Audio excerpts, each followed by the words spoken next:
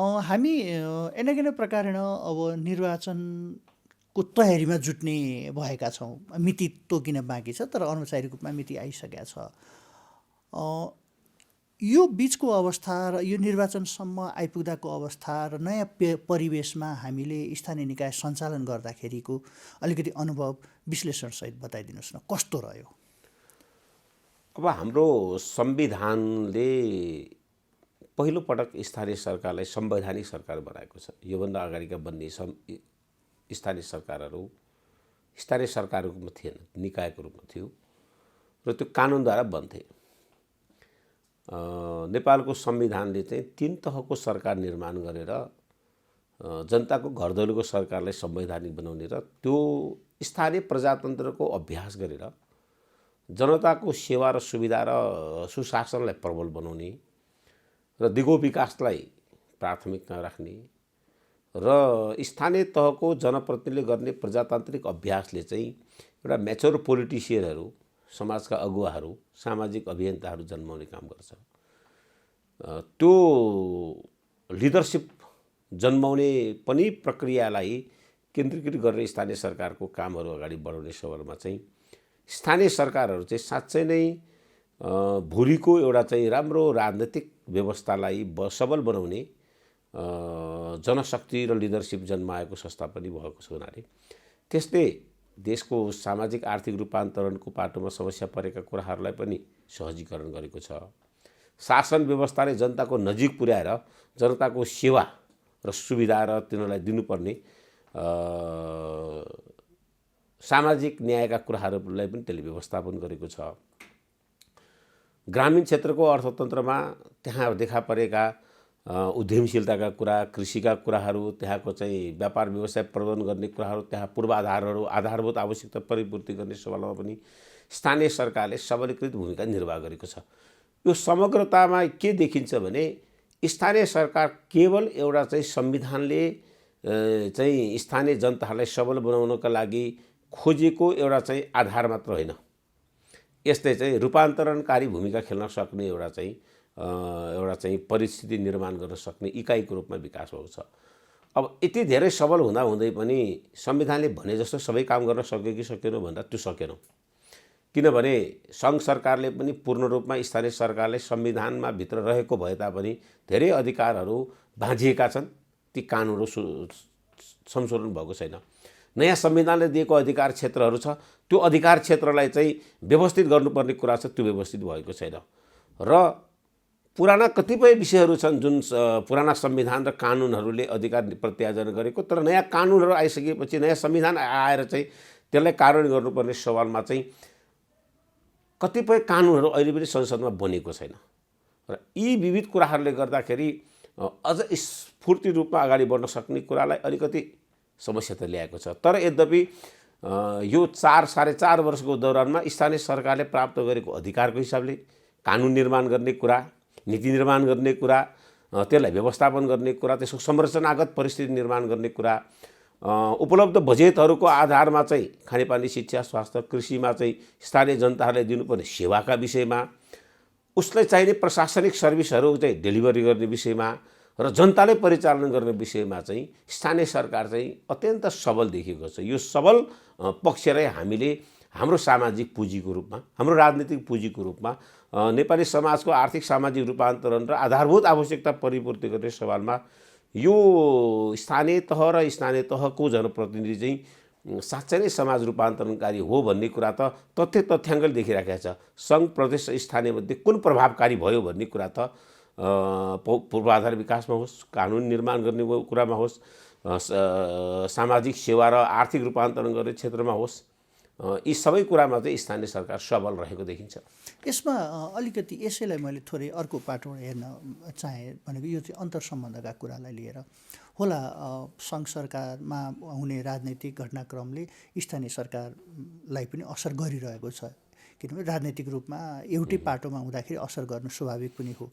कानुन नबन्ने कुरा, समयमा निर्णय नगरिदिने कुरा, त्यस पछाडि बजेट अनुदानका कुराहरूमा, यी सबै कुराहरूमा असर पक्कै पनि पर्यो होला। तर हामीले यो समयमा अर्थात् हामीले यो आफ्नो अवधि सम्पन्न गरिरहने यो अन्तिम भनेको हामीले चाहिँ अब समीक्षा गर्ने समयमा आउँदाखेरि अन्तर्सम्बन्धका हिसाबले हामीले पोइन्ट गरेका अर्थात् यो सम्बन्धमा देखेका कानुन बनाएर अर्थात् हामीलाई व्यवस्थित गर्ने कुराहरू रहँदै पनि अन्तर्सम्बन्धका हिसाबले हामीले सङ्घबाट लिन सकेका कुराहरू र हामीले लिन नसकेका कुराहरू अर्थात् हामी आफै पनि भनेको स्थानीय तह या निकायले आफै पनि चाहिँ लिन नसकेको कुरा, हामीले लिन नसक्ने क्षमता या हामीसँग कमजोर पूर्वाधार भएका कारणले या के कारणले त्यस्तो केही छ?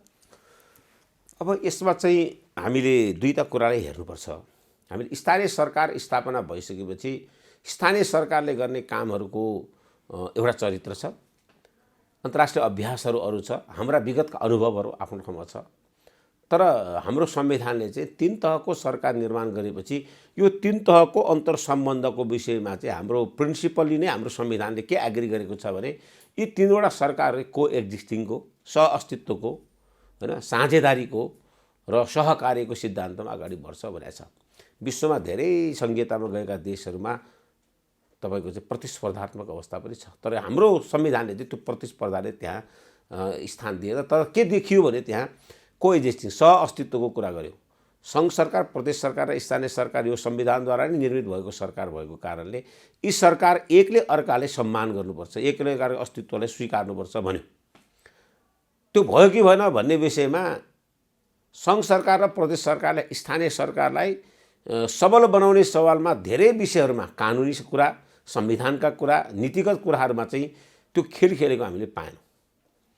साझेदारीको कुरा चाहिँ सङ्घ सरकारले गर्नुपर्ने कामहरू, राज्यको निर्देशक सिद्धान्त, मौलिक हकका कुराहरू, पञ्चवर्षीय योजनाका कुराहरू, अन्तर्राष्ट्रिय सन्धि सम्झौताका कुराहरू, नेपाल सरकारले आफैले परिलक्षित गरेका योजनाहरू सबै उसले नै गर्ने हो। तर त्यो प्रदेश र स्थानीय सरकारको त्यहाँ भूमिका हुन्छ भने त्यो भूमिका दिनुपर्थ्यो, त्यसमा कन्जुसै भएको छ।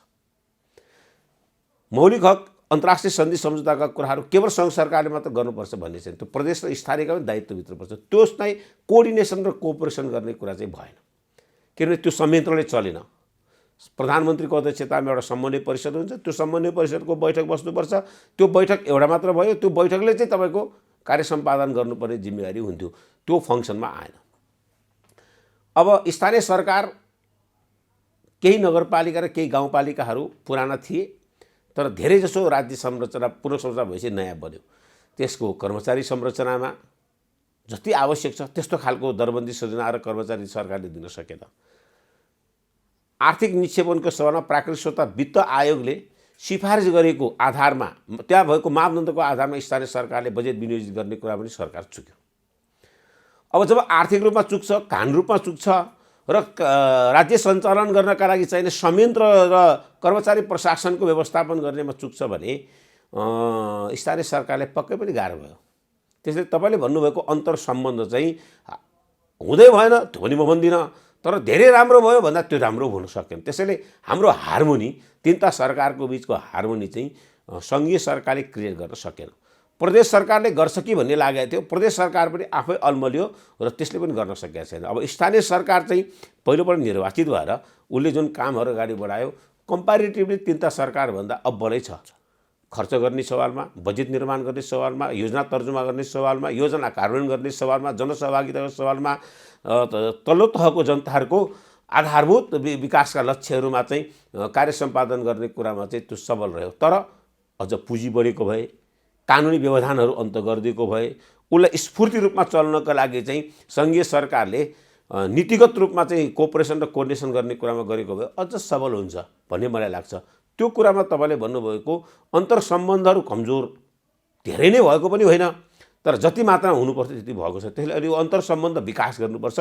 तीनटा सरकार हामी साझेदार र समन्वयकारी सरकार हो, त्यस कारणले सङ्घ सरकारले, प्रदेश सरकारले धेरै काम गर्छ म कमजोर हुन्छु भन्ने कुरा सोच्नु पर्दैन, स्थानीय धेरै गर्छ म कमजोर सोच्नु पर्दैन।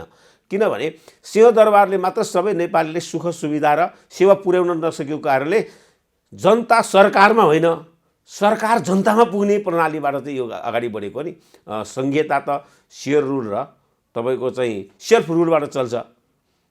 अब यो सिद्धान्तबाट अभिप्रेरित भएको कारणले तिनवटा सरकारको बिचको हार्मोनी हामीले पैदा गर्नुपर्छ, अन्तर्सम्बन्ध विकास गर्नुपर्छ। त्यो जति राम्रो भयो त्यति नै तिनवटा सरकारहरू एकदम चाहिँ स्वतन्त्र ढङ्गले काम गर्न सक्छ र अल्टिमेटली राष्ट्रको गोल, अल्टिमेटली जनताको गोल, अल्टिमेटली चाहिँ संविधानले परिलक्षित गरेको शासन व्यवस्थाद्वारा समाज समृद्ध बनाउने कुरा चाहिँ सवाल हुन्छ। यसमा अर्को अन्तर्सम्बन्धको कुरा गर्छु थोरैमा, त्यो भनेको प्रत्यक्ष जनतासँग। किनभने तीनटा सरकार भए पनि प्रत्यक्ष जनतासँग जोडिएको सरकार एउटा मात्रै हो, त्यो भनेको स्थानीय सरकार मात्रै हो। उनीहरूसँग अन्तर्सम्बन्ध भनेको सुरुवाती दिनमा हामी निर्वाचित भएर आउँदाखेरि अपेक्षा र आज समीक्षात्मक वर्षमा हामी प्रवेश गर्दाखेरि उनीहरूले गरेको प्राप्ति र उनीहरूमा देखिएको अर्को डिजायरको कुरा गरौँ, भोगको कुरा, विकासको होस्, सामाजिक न्यायको होस्, यसलाई विश्लेषण गर्नुपर्दा भनेको तपाईँ निर्वाचित भएर पहिलोपटक जाँदाखेरि त्यहाँ उनीहरूले देखाएका अपेक्षा अर्थात् आशाका कुराहरू र आज फर्केर जाँदा समग्रमा चाहिँ भनौँ न यसलाई समीक्षा गर्ने वर्षमा आउँदाखेरिकोमा चाहिँ हाम्रो अन्तर्सम्बन्ध, हाम्रो राजनैतिक क्षेत्र विकाससँगको हाम्रो सम्बन्ध कस्तो रह्यो? सबभन्दा ठुलो कुरो त हाम्रो जनअपेक्षा चाहिँ अत्यन्त ठुलो छ। त्यसको आधारमा हामीले प्राप्त गरेको संवैधानिक अधिकार र संवैधानिक व्यवस्थाले खोजेको स्थानमा पुग्नका लागि एउटा निर्वाचन नै पर्याप्त हुन्छ, त्यस्तो सम्भावना पनि छैन। 17 वर्षसम्म निर्वाचन नभएर स्थानीय तहको बल्ल बल्ल निर्वाचन भएको र यसका अपेक्षाहरू धेरै थिए, कमिटमेन्टहरू पनि धेरै थिए र संविधानले तोकेको दायित्वहरू पनि हाम्रो धेरै थियो। त्यो दायित्वहरू पुरा गर्ने सवालमा हिजो हामीले जे भन्यौँ त्यो सबै पुरा गऱ्यौँ त्यस्तो होइन। हिजो केही पनि नहुँदाखेरिको स्थितिबाट चाहिँ के तुलनात्मक रूपमा चाहिँ अगाडि बढ्यो भने त्यो चाहिँ धेरै उपलब्धि भएको मैले पाउँछु। जनतासँगको सम्बन्ध, प्रत्यक्ष जनताले आफ्ना समस्या, आफ्ना अप्ठ्यारा, आफ्ना चाहिँ आफ्ना मागहरू, आफूले नयाँ क्रिएसन गरेका नयाँ सोचहरूलाई चाहिँ स्थानीय सरकारसँग घुलमिल गरेर काम गर्न सक्ने स्थिति चाहिँ बन्यो। र मेरो लागि सङ्घ र प्रदेश सरकार टाढा त होला, तर मेरो नजिकको सरकारबाट चाहिँ मैले मेरो सामाजिक न्यायका कुराहरू, मैले आर्थिक समृद्धिका कुराहरू, मेरो भौतिक पूर्वाधारका कुराहरू र सुशासन पाउनुपर्ने कुरामा चाहिँ व्यापक जनतामा सचेतना बढेको छ र त्यो डिमान्ड क्रिएट गर्न सक्ने स्थिति सृजना भएको छ र स्थानीय पालिकाहरूले पनि विगत वर्षहरूको तुलनामा जम्मा जम्मी तपाईँको 20 अर्ब पनि पैसा जान्दैन थिए स्थानीय सरकारमा तत्कालीन अवस्थामा। अहिले नगरपालिका र गाउँपालिकामा गरेर 3 खर्ब 21 अर्ब पैसा जान्छ, जुन कुराले स्थानीय पूर्वाधारको विकासमा, त्यहाँको चाहिँ आर्थिक समृद्धिको बाटोमा, त्यहाँ चाहिँ कृषि, शिक्षा, स्वास्थ्य, पर्यटन, उद्योग जस्ता क्षेत्रहरूमा चाहिँ स्थानीय तहले खेलेको भूमिका कम्प्यारिटिभली तपाईँको चाहिँ राम्रो देखिएको छ। त्यसले जनताको अपेक्षा 100% पुरा गर्यो कि भन्दाखेरि त्यो म 100% अहिले पनि भन्दिनँ। कयौँ नगरपालिकाले त्यो स्थिति सृजना गरेको पनि छ, कयौँ नगरपालिकाले त्यसको प्रारम्भ पनि गरेको छ। तर स्थानीय सरकार पनि जनताको गुनासो वा असमझदारी वा त्यहाँ चाहिँ अन्तर्विरोध ज्यादा पैदा भएको चाहिँ मैले पाएको छुइनँ। मैले देशभरिको करिब 70% पालिकाहरूको प्रत्यक्ष रूपमा त्यसको चाहिँ भेट्ने, कुरा गर्ने, त्यहाँ पुग्ने कामहरू गरेको छ। त्यसले पालिकाहरूको कार्य सम्पादनप्रति जनताको सन्तुष्टि छ। तर एका ठाउँहरूमा जनप्रतिनिधिले खेलेका भूमिकाहरू अलिकति पूर्वाग्रही भयो कि अलिकति राजनीतिक रूपमा चाहिँ फरक मत र दृष्टिकोण राखेको ठाउँमा अलिकति त्यो खालको भनौँ न रेस्पोन्सिबिलिटी निर्वाह गरेन कि भन्ने विषयमा छ। म त सबै पालिकाका प्रमुखहरूलाई भन्छु, हामीले पालिकाको जिम्मेवारी जनताको अहिमतद्वारा प्राप्त गरेको हो। जनता सर्वोपरि हो शासन व्यवस्थामा, सार्वजनिक सत्ता जनतामा छ। उसको सार्वजनिक सत्ता प्राप्त जनताले मैले मेरो काम गर्नका लागि म आफैले सक्दिनँ, त्यसकारणले मेरो प्रतिनिधिले गरोस् भनेर प्रतिनिधिमूलक शासन व्यवस्था सृजना गरेको हो। यो प्रतिनिधि चाहिँ शासक होइन, एउटा भनाइ नै छ नि, leaders is servant of the people भन्छ नि होइन। नेता चाहिँ जनताको नोकर हो। सामन्तवादी व्यवस्थामा नेता चाहिँ जनताका मालिक हुन्। अब यहाँ चाहिँ जनताको चाहिँ शासन व्यवस्थामा बस्ने मान्छे उसको प्रतिनिधि भएको, उसको मतद्वारा निर्वाचित भएको कारणले ऊ चाहिँ नोकर हो। त्यो नोकरले जनता मालिक सम्झेर काम गर्नुपर्छ। यो पोलिटिकल डाइमेन्सनलाई हामीले बुझ्यौँ भने चाहिँ हामी जनताप्रति बढी उत्तरदायी, जवाबदेही पारदर्शी हुन्छौँ र त्यसले डेमोक्रेसीले बलि बनाउँछ, त्यसले अन्तर्सम्बन्धले बलि बनाउँछ। जनताले मन पराएको जनप्रतिनिधि, जनताको हितकर जनप्रतिनिधि भयो भने मात्र शासनले चाहिँ बेनिफिट लिन्छ। यो प्रक्रिया चाहिँ कमसेकम स्थानीय प्रजातन्त्रको अभ्यास गर्दै जाने क्रममा त्यो घुलिन्ता चाहिँ भएको छ। यसमा मेरो यसै प्रसङ्गमा दुईवटा साना प्रश्न मात्र बाँकी छन्, अनि म अर्को प्रसङ्गमा छिर्छु। यो बिचमा हामीले सङ्घीय उसमा अर्थात् देशभित्रको राजनीतिको अलिकति उथलपुथल पनि हेऱ्यौँ। यसको कस्तो असर पर्दो रहेछ स्थानीय सरकारमा? यो माथि सङ्घमा हुने राजनीतिक दलहरूभित्रको खटपट या दल बिचको खटपट, यिनीहरूले चाहिँ हामीलाई कस्तो असर पार्दो रहेछ?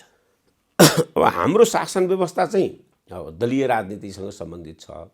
त्यस कारणले दलीय राजनीतिको प्रभाव चाहिँ पर्छ नै स्वाभाविक रूपमा। यो एउटा हार्मोनाइज भयो भने त्यसले सकारात्मक पैदा गर्छ, त्यो हार्मोनी भएन भने त्यसले अलिकति नकारात्मकता स्थिति सृजना गर्छ। अब हाम्रो संविधानले चाहिँ दलगत राजनीतिको कारणले आग्रह पूर्वाग्रह पैदा गर्दैन भन्छ, तर व्यक्ति चाहिँ होइन अमूर्त छैन, त्यो मूर्त छ। मूर्त भएको कारणले व्यक्ति चाहिँ त्यो प्रभाव हुन्छ। सरकारहरूको परिवर्तन, माथिल्लो राजनीतिक घटनाक्रमहरूले उत्पन्न गरेका परिस्थितिलाई तल्लो तहको जनप्रतिनिधिहरू, तल्लो तहको जनताहरूको स्थितिमा चाहिँ आफू अनुकूल कि प्रतिकूल भन्नेतिरबाट चाहिँ प्रभावित हुन्छ। त्यो नहुनुपर्ने हो, किनभने जुनसुकै दल भए पनि अन्तिम अवस्थामा जनताले दललाई छान्छ, दलका एजेन्डाले छान्छ, दलका नेताले छान्छ। त्यो नेताले चाहिँ राष्ट्रको सेवा गर्ने हो, जनताको सेवा गर्ने हो। हाम्रो प्राथमिकता र हाम्रो लक्ष्य चाहिँ जनता भएको कारणले त्यो आग्रह पूर्वाग्रहबाट हामी मुक्त हुनुपर्छ। तर त्यो मुक्त भइसकेका छैन। हामीसँग अहिले पनि म ठिक र तिमी बेठिक भन्ने, तिमी बेठिक भन्ने बानी भएको कारणले हामीसँग आग्रह र पूर्वाग्रहको मात्रामा ज्यादा छ। यो आग्रह र पूर्वाग्रह तपाईँले अन्त गर्न नसकुन्जेलसम्म उदारता होइन, प्रजातान्त्रिक अभ्यासले मानिसलाई चाहिँ हजारौँ मानिस, लाखौँ मानिसहरूको बिचको तपाईँको भित्र भएको सम्भावनालाई उजागर गरिदिने कुरा हो प्रजातन्त्र भनेको। यो केवल भोट हाल्ने र भोट दिने, दल खोल्ने र नेता हुने कुरासँग सम्बन्धित छैन। यो त समाजमा विद्यमान रहेका मानवीय प्राकृतिक स्रोत होइन, सबैलाई त्यसका चाहिँ भरपुर त्यसको चाहिँ प्राकृतिक स्रोतहरूको उपयोग गर्ने, त्यसलाई व्यवसायीकरण गर्ने, अनि मानिसभित्र रहेको असङ्ख्य सम्भावनाहरूलाई, उसको क्षमताहरूलाई उसको र समाजको हितको लागि त्यसलाई चाहिँ वातावरण बनाइदिने कुरा हो। त्यो परिवेशमा हामीले हाम्रो राजनीतिलाई र त्यो हाम्रो लिडरसिपलाई हामीले त्यो ठाउँमा नपुर्याउन्जेलसम्म त आग्रह पूर्वाग्रह हुन्छ र त्यसको प्रभाव हुन्छ नै। तर स्थानीय सरकार संवैधानिक भएको हुनाले पहिलाको जस्तो निकाय हुँदाखेरिको प्रभाव भन्दा चाहिँ फरक छ। यसैमा अन्तिममा अब अर्को कार्यकालमा आउने नयाँ नेतृत्वले यो 5 वर्षे समीक्षाबाट लिनुपर्ने सिकाइ के हो? मेरो विचारमा 5वटा कुरा चाहिँ हाम्रो इम्पोर्टेन्ट छ भन्ने लाग्छ। एउटा, शासन व्यवस्थालाई पारदर्शी, जवाबदेही र उत्तरदायी बनाउनको लागि विधिको शासनमा हामी केन्द्रीकृत हुनुपर्छ। व्यक्तिको क्षमतालाई सामाजिक रूपान्तरण, आर्थिक रूपान्तरण र प्रजातान्त्रिकरण गर्ने कुरालाई केन्द्रीकृत गर्ने कुरा। अर्को, अहिले भएको विकासलाई उपलब्धिको रूपमा लिएर यसबाट अगाडि बढ्ने सवालमा चाहिँ हामीले सूचाङ्कमा आधारित भएर विकास निर्माणका योजनाहरूलाई प्रायोरिटाइज गर्ने कुरा। यो नेताले जे मन पर्यो भन्ने कुराले मात्र होइन, डिमान्ड र सप्लाई साइड, क्रिएसन र तपाईँको इनोभेसनलाई पनि केन्द्रित गर्नुपर्छ। सहरहरू चाहिँ अर्थतन्त्रको केन्द्र हो। अर्थतन्त्रको केन्द्रमा त्यहाँको जीवनमा आर्थिक रूपान्तरणको प्रणालीले तपाईँ स्थापित गर्न सकेन भने कहिलेकाहीँ भौतिक पूर्वाधार पनि उसको लागि विकासको कुरा त होला, तर अर्थतन्त्रमा त्यसले योगदान गरेन भने जनता चाहिँ विकासबाट टाढा हुन्छ। जनतालाई विकासको नजिक पुर्याउनुपर्छ र त्यसको लाभबाट चाहिँ अगाडि बढाउनुपर्छ। विकासबाट जनता टाढा, विकासबाट जनता नजिक, त्यसको लाभबाट टाढा गयो भने पनि हाम्रो सामाजिक रूपान्तरणको पाटो चाहिँ कमजोर हुन्छ। किनभने हाम्रो देशमा अझ पनि अशिक्षा, अझ पनि आर्थिक अवस्था कमजोर, अझ पनि अन्धविश्वास, शोषण, सामन्तवादी राज्य प्रणालीका अवशेषहरू बाँकी छ। समाजलाई एउटा परिवेशबाट अर्को परिवेशमा लानको लागि त संविधानले भने अनुसारको समाजवादतर्फ उन्मुख गर्ने हो भने त हाम्रो समाजमा रहेको योग्यता, क्षमता, तागतहरूलाई पनि हामीले पुँजीकृत गर्नु पर्यो। समाजमा त्यो छैन भने त्यसलाई बढाउनु पर्यो र हाम्रो सामाजिक रूपान्तरण, आर्थिक रूपान्तरणको क्षेत्रमा उपलब्ध स्रोत, साधन र जनशक्तिलाई हामीले हाम्रो चाहिँ नयाँ रूपान्तरणको एउटा खाकामा लानुपर्छ। त्यो पाटोमा हामीले हेरेनौँ भने पनि कमजोर हुन्छ, त्यसलाई हेर्नुपर्छ। अर्को, सहरी अर्थतन्त्र के हो, ग्रामीण अर्थतन्त्र के हो, गैर कृषि क्षेत्र र कृषि क्षेत्रको बीचको अन्तर्सम्बन्ध के हो र अन्तर्विरोध के हो? सहरले अर्थतन्त्रमा सुधार गर्ने प्रणालीले केन्द्रीकृत गर्न सकेन भने हामी सहरलाई चाहिँ सबल सहर बनाउन सक्दैनौँ। सहरी आवश्यकतालाई तपाईँले व्यवस्थित गर्न सकेन भने त्यो गर्न सक्दैन। सहरका मल्टिपल तपाईँको चाहिँ नयाँपना ल्याउने क्षमता भएका मानिसहरू हुन्छन्। त्यो मानिसहरूलाई पुँजीकृत गर्ने, तिनका तागतहरू, तिनको त्यो जनशक्तिलाई पुँजीकृत गर्ने र सामाजिक रूपान्तरण गर्ने क्षेत्रमा देश बनाउने भन्ने कुरा केवल भौतिक रूपान्तरण मात्र होइन, हैन? तपाईँको चाहिँ समाजमा रहेका मानवीय संसाधनहरूको तागतलाई पनि हामीले पुँजीकृत गर्नुपर्छ। त्यो बाटोमा जानुपर्छ। जनताको आर्थिक समृद्धिलाई केन्द्रित गरेर सबल जनताद्वारा सरकारलाई चाहिँ तपाईँको ट्याक्सेसनमा चाहिँ योगदान पुर्याउने, त्यो ट्याक्सेसनद्वारा चाहिँ जनताको आवश्यकता परिपूर्ति गर्ने कुरालाई हामी केन्द्रीकृत गर्न सक्यौँ भने मात्र हाम्रो चाहिँ अहिलेको स्थानीय सरकार गरेको कामलाई आगामी स्थानीय सरकारले नयाँ चाहिँ परिवेश निर्माण गर्नका लागि यी 5-6वटा कुराले चाहिँ उसलाई चाहिँ सबल बनाउँछ। अब यो सबल बनाउने कुरामा फेरि राजनीतिक नेतृत्व इमान्दार हुनैपर्छ, हैन? कर्मचारी इमान्दार हुनैपर्छ। भ्रष्टाचारलाई हामीले अन्तै गर्नुपर्छ। अनि तपाईँको चाहिँ शासन व्यवस्थामा बस्ने मान्छे अब आफू बसेको ठाउँको पारदर्शिताको कुरा मात्र होइन, आफू स्वयंको पारदर्शिता पनि हामीले चाहिँ कायम गर्नुपर्छ। त्यसो भयो भने मात्र लिडरलाई, जनप्रतिनिधिलाई समाजले स्वीकार्य गर्छ, होइन भने चाहिँ स्वीकार्दैन। अब स्वीकार्ने कुरामा चाहिँ उसको पार्टीले के प्रतिबद्धता जनाएको छ, त्यसले घोषणापत्रमा के बोलेको छ, त्यो काम उसले कति गरे, गर्न सकेको कुराको उपलब्धि के हो, गर्न सकेन भने किन सकेन, गर्न नसक्ने धेरै भयो भने उसले किन बोल्यो, बोलेका कुरा पुरा गर्न नसक्ने राजनैतिक रूपमा जनताको प्रतिनिधि हुन सक्दैन भने अर्को पटक प्रतिनिधित्व गर्ने प्रणालीबाट उसलाई जनताले त्यहाँ आफ्नो मतद्वारा चाहिँ वञ्चित गर्न सक्छ, हैन? यो कुरामा चाहिँ घुलिनता हामीले ल्याउन सक्नुपर्छ। शासन व्यवस्थामा जनप्रतिनिधि र हाम्रो चाहिँ जनताको बीचको घुलिनता भनेको निर्वाचित भएर काम गर्ने कुरासँग सम्बन्धित छैन। सधैँ निर्वाचित हुने पनि होइन। त्यो देशको, त्यो ठाउँको, त्यो सहरको, त्यो गाउँको त्यो नागरिक पनि हुन्छ कुनै दिन। आज मेयर होला, उपमेयर होला, वडा अध्यक्ष होला, वडा सदस्य होला, भोलि नागरिक पनि हुन्छ। आफू नागरिक हुँदाखेरि त्यो सरकारबाट लिने लाभहरूलाई जति धेरै तपाईँले पारदर्शी र जवाबदेही र उत्तरदायी बनायो, त्यति नै आफू नागरिक हुँदा पनि उसले त्यही सेवा पाइरहन्छ। आफू त्यो व्यवस्थापनको भूमिका निर्वाह गर्न पाउँछ। यो परिवेशलाई हेर्नुपर्छ। म चाहिँ अब एउटा ठुलो पदमा पुगिहालेँ, जनताले निर्वाचित गरिहाल्यो भन्ने कुराबाट प्रभावित मात्र भएर हुन्न। म नागरिक हुँदा पनि यो सेवाबाट चाहिँ म वञ्चित नहुन् भन्ने कुरालाई चाहिँ केन्द्रित गऱ्यो भने शासन व्यवस्थाले जनतालाई चाहिँ नजिक ल्याउँछ। अन्तिममा यति सबै कुरा भएर आउँदाखेरि जुन संहिताको मर्म र त्यसको जगका लागि स्थानीय निकायले अर्थात् स्थानीय तहले हामी अहिले काम गरिरहेका छौँ, सेवा गरिरहेका छौँ, यसको कति प्रतिशत हिस्सा रह्यो, अर्थात् यसको संस्थागत विकासका लागि हाम्रो योगदान कस्तो रह्यो? अब हाम्रो नेपालको पहिलो निर्वाचन, स्थानीय तहको निर्वाचन हुँदा नेपालको गरिबीको सङ्ख्या चाहिँ तपाईँको 22% जति थियो। 21% 22% थियो। अहिले तथ्याङ्कमा चाहिँ 18%मा घटेको छ। यो सायद सरकारहरूले गरेका, निजी क्षेत्रले गरेका, बौद्धिकहरूले गरेका, श्रमिकहरूले गरेका योगदानका बाबत नै हाम्रो गरिबीको अवस्था घटेको हो भन्ने मलाई लाग्छ। हामी निर्वाचित हुँदा लोड सेडिङको स्थिति थियो, अहिले लोड सेडिङ अन्त भएको छ। हाम्रो जिडिपीमा कृषिको योगदान ज्यादा थियो, अहिले सेवा क्षेत्रको र उद्योगको व्यापारको जिडिपीमा योगदान पुगिराखेको छ। हिजो हाम्रो मृत्युदर धेरै थियो, मातृ मृत्युदर धेरै थियो, बाल मृत्युदर धेरै थियो, कुपोषणको स्थिति धेरै थियो, विद्यालय सेवाहरू चाहिँ शिक्षाको पहुँचमा कमजोरी थियो। अहिले 3 तहको सरकार बनेपछि विकासका यी आयामी कामहरूले हाम्रो चाहिँ जनताले लिने लाभ र जनताले लिने चाहिँ सेवामा चाहिँ वृद्धि भएको पाउँछु। त्यसले चाहिँ पक्कै पनि स्थानीय सरकारहरूको योगदान बलियो देखिन्छ। तपाईँले प्रत्येक आर्थिक वर्षको हिसाब हेर्नु हो भने सङ्घ सरकारले भन्दा बढी स्थानीय सरकारले बढी काम गरेको छ, प्रदेश सरकारले भन्दा स्थानीय सरकारले बढी काम गरेको देखिन्छ। खर्चको हिसाबले, आम्दानीको हिसाबले, व्यवस्थापनको हिसाबले, बाटोघाटो स्कुलको प्रतिशतको आधारमा गरेको। त्यसैले स्थानीय सरकारको सामाजिक आर्थिक रूपान्तरणमा, मानवीय संसाधनको विकास गर्ने सवालमा, उद्यमशीलताको सवालमा चाहिँ ठुलो भूमिका म देख्छु। त्यो उपलब्धि पनि देख्छु। त्यस कारणले म कम्प्यारेटिभली अरू सरकारले गरेन त म भन्दिनँ, उहाँहरूले पनि गर्नुभयो, तर स्थानीय सरकारको हिस्सा चाहिँ ज्यादा छ।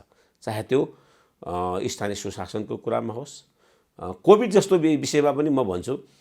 कोभिडको विषयमा त महामारी नियन्त्रण गर्ने त सङ्घीय सरकारको एकल अधिकार हो नि, तर सङ्घीय सरकार अल्मलेको बेलामा त क्वारेन्टाइन बनाउने, होल्डिङ सेन्टर बनाउने, तपाईँको चाहिँ आइसोलेसन बनाउने, राहत बाँड्ने, अनि त्यो मास्कदेखि लिएर त्यही हस्पिटल सर्भिसहरू प्रोभाइड गर्ने कुरामा त स्थानीय सरकारले संविधानमा अधिकार नभए पनि गर्यो नि। यो केबाट प्रभावित भयो भने संविधानमा भएका कानुन मात्र होइन, मानवीय जीवनको संरक्षण र विकास पनि हाम्रो रेस्पोन्सिबिलिटी हो भन्ने कुराबाट त बाउन्ड्री नै तपाईँको चाहिँ क्रस गरेर अगाडि बढ्यो नि। यो त स्ट्रेन्थ हो नि। त्यसले स्थानीय सरकारको स्ट्रेन्थ छ र आवश्यकता र औचित्य पनि छ। यसलाई अझ मजबुत बनाउने, यसलाई अझ सबल बनाउने, जनप्रतिनिधिलाई अलि तपाईँको क्यापेबल बनाउने, चौतर्फी यसको चाहिँ क्षमता विकास गरेर कर्मचारी प्रशासनलाई पनि तपाईँले त्यही खालको विकास गर्ने हो भने नेपालको विकासको सबभन्दा ठुलो हिस्सा चाहिँ स्थानीय सरकारले बिहोर्न सक्छ, गर्न सक्छ, त्यसले परिणाममुखी पनि बनाउन सक्छ भन्ने कुरामा म चाहिँ विश्वस्त छु।